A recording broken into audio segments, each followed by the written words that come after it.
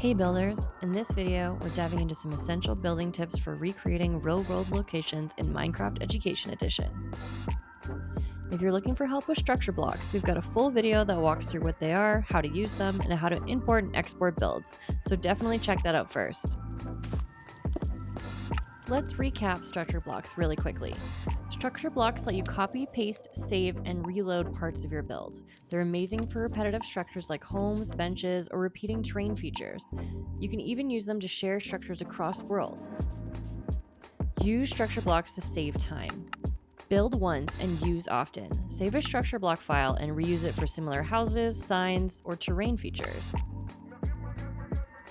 Now, let's move into building tips to help you bring your real-world reference into the Minecraft universe with style and efficiency. It's best to start with a grid. Use paths or basic colored blocks to sketch a rough layout like roads, walls, and other major landmarks. This helps with scale and positioning before you get too detailed. Most buildings use repeating shapes, windows, rooftops, and fences. Build one section and use things like structure blocks to repeat them. Let's use color cues and block palettes. Try to match the color and texture of real buildings with Minecraft blocks. Take some time to choose your palette before starting. Using different bricks of the same type can give it a more lifelike feel and create depth.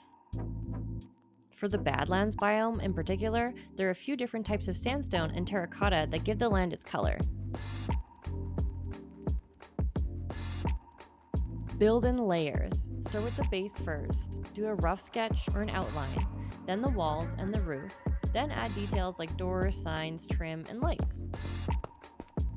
Here's some handy build controls.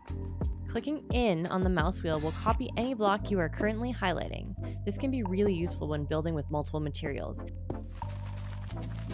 You can also build along a line quickly if you aim in the center of the block and only move one direction sideways.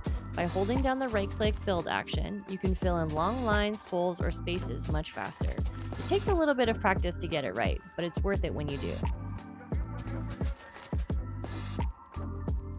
Did you know you can also use structure blocks to mirror and rotate buildings?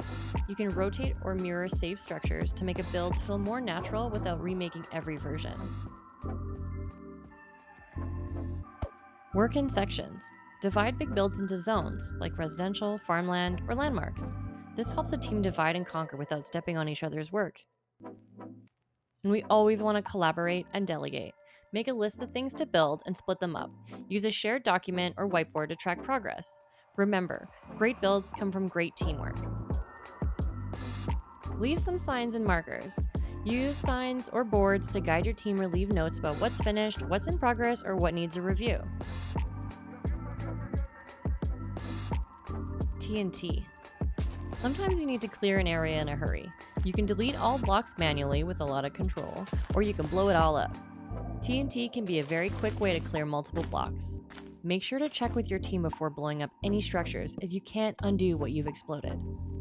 To do a controlled explosion, only turn on the settings for destructive items and TNT explodes from the menu when you are ready to demolish. Remember, TNT explodes in all directions, and once activated, starts to fall if it's in midair, so plan your demolition accordingly. Keep it playable.